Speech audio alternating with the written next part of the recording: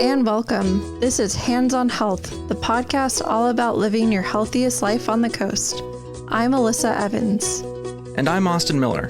Today, we're talking with the Columbia Memorial Hospital Food Services Manager, Vann Lovett. How are you doing today, Vann? I'm doing great, Austin. Hi, Alyssa. Hi. So we'll go ahead and just dive right on in. Vann, what is the CMH Food Services responsible for? What do you guys do? Well, we feed people. We are responsible for feeding the patients. We also feed all of the staff that want food at work. And we do a lot of grab and go stuff for people to be able to snack throughout the day or to have, later in their shift. A lot of people that work here work 10 or 12-hour shifts. We try and have a lot of different kinds of things for all the people. And then we do room service for the patients. Yeah, that's great. And I think that's a lot more encompassing too than people may realize. And I think it's really good to point out that you serve people all hours of the day too. That's really neat. Do you mind explaining how CMH follows the plane tree model and what that looks like? I know an example of that is planning healthy meals for patients and for caregivers who work here. A lot of what we do in food service is more around personal preferences. So the room service program was born out of that plane tree ideal that we want to meet people's needs, their own individual needs. So the previous manager implemented room service. So what that is a patient gets a menu and they can have breakfast, lunch, and dinner at any time of day. Some people don't eat breakfast. There's a lot of people that don't eat breakfast. Some people don't eat dinner. Some people like to eat just one really big meal. Some people like to eat 7 meals. We serve them whatever they want when they want it. So if they want pancakes for dinner, we'll make them pancakes for dinner. We are limited a little bit in terms of what we have and what we can do. Patients sometimes are on a restricted diet due to a medical condition. So for example, if a patient is put on a diabetic diet while they're in the hospital, we only serve them a certain number of carbohydrates per meal. The person in the call center that answers the phone, the diet aide, helps patients to make choices that are within their diet that hopefully meet their needs as well, their personal preferences as well. Wow, that sounds extensive. Yeah, I think it's more than people realize. So how do you guys go about planning these meals and getting them ready? How do you plan out what meals you'll have available? Well, the room service menu is static. We don't change that very often. I'm actually looking at a project to change it this year, and that's really an extensive process as well. We just try and have a little bit of everything on the menu and lots of ways to customize things. In terms of the cafeteria food, we just make a menu. And, I'm a dietitian by training, and I'm also a human who loves to eat. So I think a lot about having different tastes and textures. Hospital has over 700 employees now, plus we have visitors and patients and patient family members. I try and have a vegetarian item, a gluten-free item, trying to make sure that we're, not serving beef and pork on the same day because of religious preferences. A lot of people don't want to eat those things. So there's more than goes into it than one might think. And it's mostly because we just want it to be well-rounded and for everybody to be able to have something hot, obviously during our open hours. Yeah, I think that's awesome. And I've personally benefited from that too. I'm a vegetarian and I've noticed that there is a different meal every day. And a lot of local restaurants sometimes don't even do that. So I really appreciate it personally. I think it's great. Yeah, thank you. It's when we don't have something that's vegetarian, on the weekends, for example, we serve a smaller group of people. So we only have one entree and then, the soup and that kind of thing. And we still have the grab and goes, but we also have the grill menu, which is available for lunch and dinner. And that has lots of different other kinds of things on it that are made to order. If somebody wants a cheeseburger and that's not on the menu, they can still have a cheeseburger. If they want a tofu bento with vegetables, they can have a tofu bento with vegetables. So really kind of trying to meet the needs of our population. Yeah, I think that's great. Vann, does your department work with any local vendors or partners? And if you do, what does that process look like? We do belong to a group purchasing organization, which kind of allows us to buy things at really good pricing.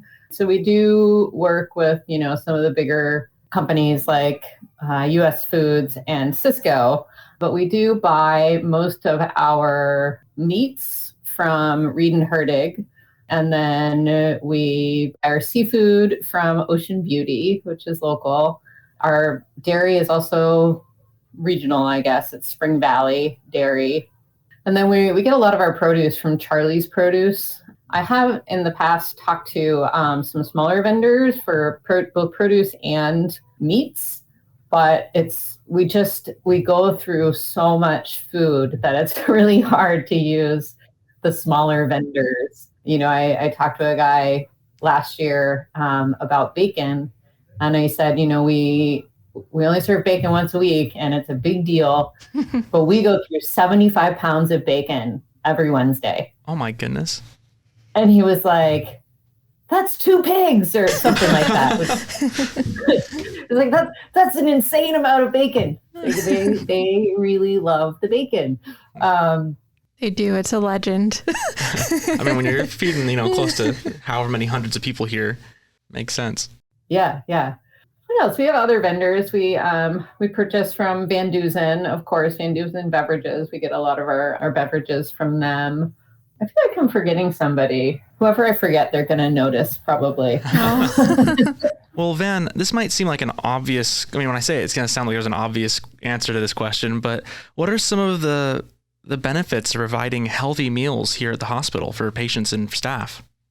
Well, if you have a healthy workforce, they are better able to take care of our patients. They have more energy. They're at work more often. If you eat good food, you feel good in a lot of ways. And sometimes I say I had a very virtuous lunch. If I had like a really, really nice salad, there's something that's very like soul satisfying about a really good meal.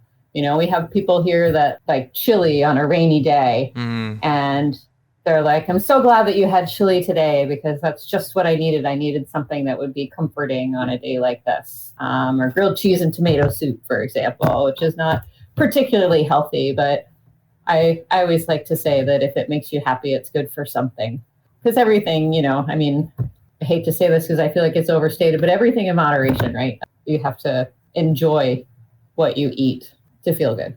That makes total sense. I really like your phrase of a virtuous meal. I'll think of that when I'm making dinner tonight. Might make me feel a bit better. Kind of going back to the menu, do you know what some of the more popular dishes are that caregivers and patients enjoy eating? I know you mentioned bacon. Bacon Wednesday is very popular. Are there some other ones aside from that? Yeah, it's interesting. We do a lot of bar days where like people can put their own things. You can make their own choices about what you put on it. For example, I think this week we're having the Bon May bar. You can have a bowl or a sandwich, which people really like because some people want rice or they don't want any carbohydrate or something like that. They can just build on it. So they want either pork or tofu, and then which kinds of veggies do they want and which kinds of sauces do they want. And people really like that. They seem to really enjoy being able to make choices. We had a salad bar for a really long time, and the salad bar had to leave because of COVID.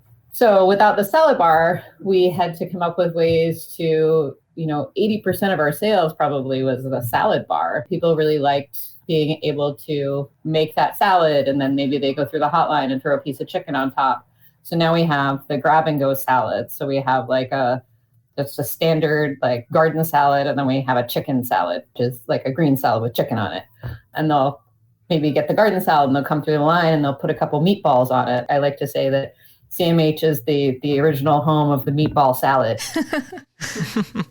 What people come up with, it's it's pretty fun. So there's a lot of that. A lot of people like to do that, like put one of the proteins or something else on the salad from the hotline.